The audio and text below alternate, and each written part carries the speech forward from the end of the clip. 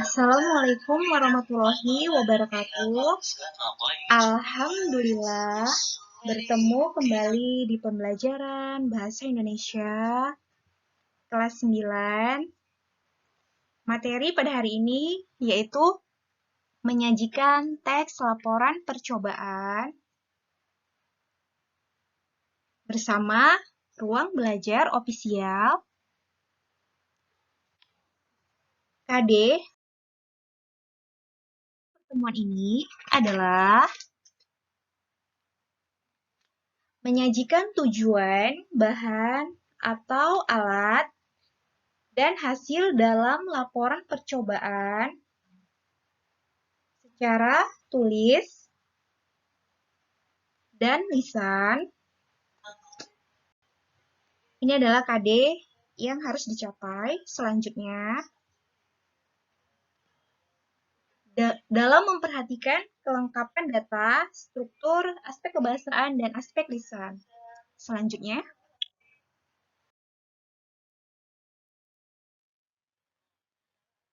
mengulang kembali apa itu teks laporan percobaan adalah teks yang menceritakan tentang percobaan yang dilakukan oleh peneliti.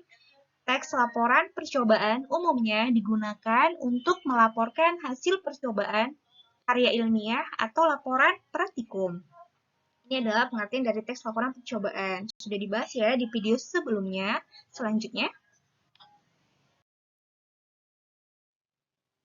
apakah kalian pernah melakukan suatu percobaan? Kemudian, apakah kalian pernah membuat suatu laporan?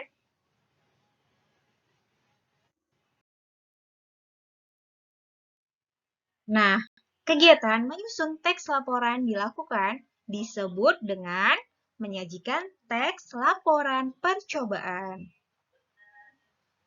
Selanjutnya,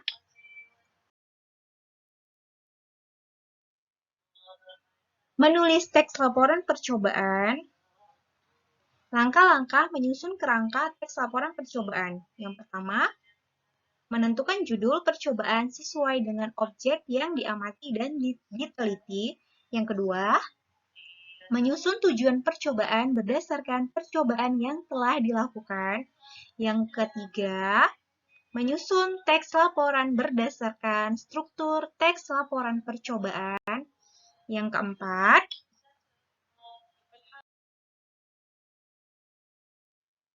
menggunakan bahasa yang sesuai dengan EYD Bahasa Indonesia dan tata bahasa baku Bahasa Indonesia saat menyusun teks laporan percobaan. Yang kelima, tulislah hasil percobaan dalam bentuk tabel, grafik, bagan, atau gambar agar pembaca lebih mudah melihat hasilnya. Setelah itu, tuliskan kesimpulan dari percobaan yang sudah dibuat. Selanjutnya,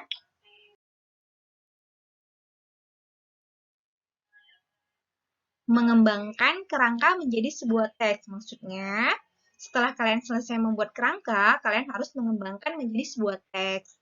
Jangan lupa untuk memperhatikan kaidah kebahasaan yang digunakan agar teks laporan percobaan mudah dimengerti. Selanjutnya,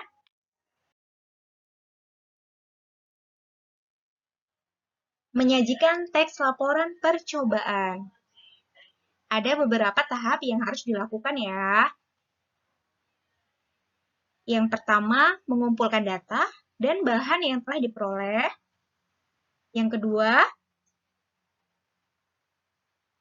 menelaah data dan bahan yang diperoleh. Yang ketiga, membuat kerangka teks laporan. Yang keempat, mengembangkan laporan sesuai dengan struktur dan ciri kebahasaan yang tepat. Struktur dan ciri kebahasaan sudah dibahas ya di video sebelumnya. Semoga masih ingat. Dan harus ingat ya. Yang kelima, merevisi teks yang telah ditulis. Merevisi di sini maksudnya yaitu sama halnya dengan menyunting. Menyunting adalah kegiatan memeriksa kembali sebuah naskah atau tulisan baik dalam segi sistematika maupun kaidah kebahasaannya. Itu yang dimaksud dengan menyunting. Selanjutnya,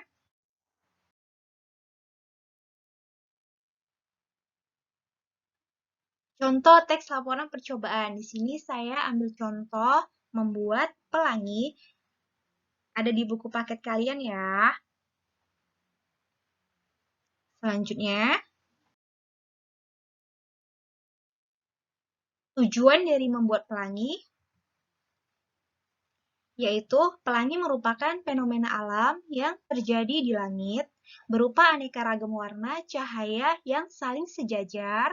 Di langit, pelangi terlihat seperti busur cahaya dengan ujungnya mengarah pada horizon dan terjadi saat hujan ringan. Dalam percobaan ini akan diuji tentang proses terbentuknya pelangi, faktor-faktor yang menyebabkan pelangi terbentuk, dan bagaimana prosesnya. Ini adalah tujuannya. Selanjutnya, kita masuk ke alat dan bahan yang diperlukan. Yang pertama, kaca. Yang kedua, air. Yang ketiga, baskom. Yang keempat, kertas putih atau dinding. Selanjutnya, senter atau cahaya ponsel. Selanjutnya,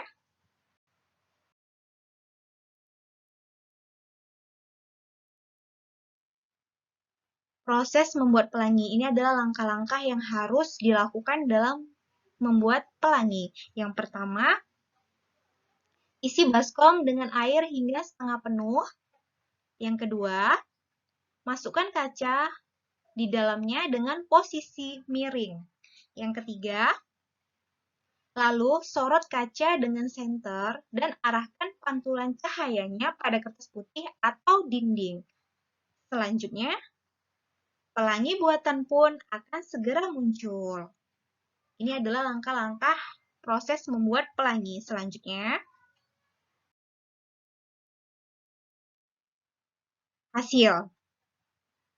hasilnya, pelangi akan berhasil terbentuk apabila arah cahaya atau sumber cahaya yang menyinarinya berada di posisi yang pas, yakni dari depan dan masuk ke dalam cermin.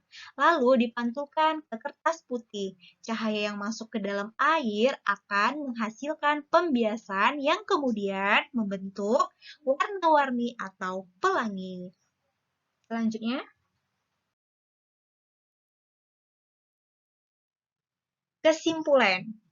Kesimpulan pada teks percobaan ini, pada pelangi sungguhan, sinar matahari memantul pada tetesan air, lalu terjadi pembengkokan sedemikian rupa dan terjadilah pemisahan warna pada cahaya. Awalnya warna cahaya ini hanya berwarna putih, tetapi pada prosesnya tercipta banyak warna, yakni menjadi merah, jingga, kuning, hijau, biru, nila, dan ungu. Ini adalah kesimpulan dari teks membuat pelangi. Selanjutnya, nah, kenapa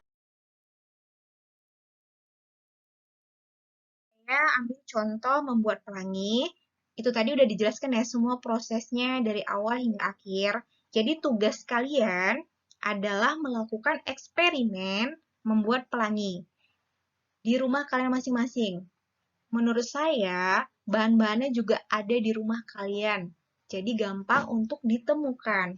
Jadi silakan lakukan percobaan atau eksperimen di rumah kalian masing-masing sesuai dengan langkah-langkah yang ada dari awal hingga akhir.